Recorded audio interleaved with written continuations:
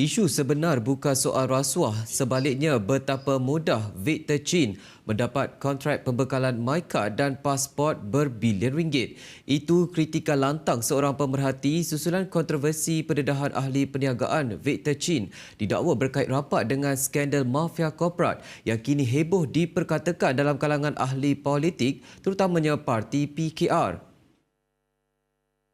Dalam masa sama, pemerhati mempertikaikan tindakan kerajaan khususnya Kementerian Dalam Negeri KDN di bawah menterinya Datuk Seri Saifuddin Nasution Ismail yang didakwa sewenang-wenangnya memberikan kontrak pembekalan sistem kad pengenalan MyCard dan pasport antarabangsa kepada pihak swasta. Jelas pemerhati urusan berkaitan MyCard dan pasport antarabangsa sepatutnya dilaksanakan sepenuhnya oleh kerajaan, bukan diserahkan kepada pihak swasta demi menjaga keselamatan. Malah pemerhati turut mempersoalkan mengenai aliran pembayaran dalam proses mendapatkan kontrak pembekalan MyCard dan pasport antarabangsa tersebut, termasuk mendakwa sama ada terdapat pembayaran terus kepada KDN yang wajar disiasat dengan lebih teliti. Hakikatnya soal pemerhati bukannya isu rasuah membabitkan ahli politik yang harus diketengahkan, sebaliknya persoalan yang lebih penting bagaimana KDN membenarkan pihak swasta mendapat kontrak pembekalan MyCard dan pasport. Ini kerana katanya pemberian kontrak kepada syarikat luar dibimbangi membuka ruang ketirisan dalam aspek pembekalan MyCard dan pasport. Terdahulu, anak syarikat NextG Berhad, Datasonic Technology Sdn Berhad memperoleh kontrak 6 tahun bernilai 1.73 bilion ringgit daripada KDN bagi membekalkan pasport antarabangsa Malaysia selain turut menerima kontrak bernilai 732.72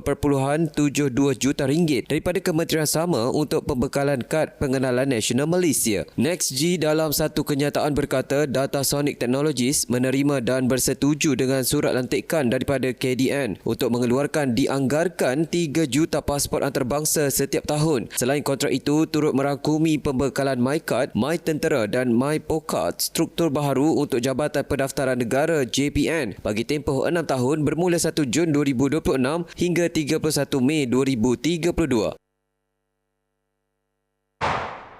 Dalam perkembangan lain, dakwaan skandal mafia korporat yang mengaitkan seorang ahli parlimen PKR dengan wang hampir 10 juta ringgit mencetuskan pertikaian terbuka antara pendedahan dan cabaran membuktikan kebenaran. Bekas ahli Majlis Tertinggi UMNO Isham Jalil mempersoalkan integriti pengurusan kontrak kerajaan, menyifatkan dakwaan itu serius kerana didakwa melibatkan agensi penguatkuasaan serta projek bernilai berbilion ringgit. Beliau turut menyoal siapa wakil rakyat PKR yang didakwa meminta wang tersebut. Dakwaan itu timbul daripada ahli perniagaan Victor Chin yang mendakwa telah menyerahkan 9.5 juta ringgit kepada seorang ahli parlimen PKR bagi menyelesaikan isu berkaitan mafia korporat termasuk melibatkan NextG Berhad. Beliau turut memberi amaran akan mendedahkan identiti individu itu jika wang tidak dipulangkan. Bagaimanapun, bekas naib presiden PKR R. Sivarasa membidas keras dakwaan tersebut dan mencabar Chin supaya membuat laporan polis serta mengemukakan bukti. Tanpa pendedahan jelas, beliau menyifatkan dokumen 40 muka surat itu tidak bernilai.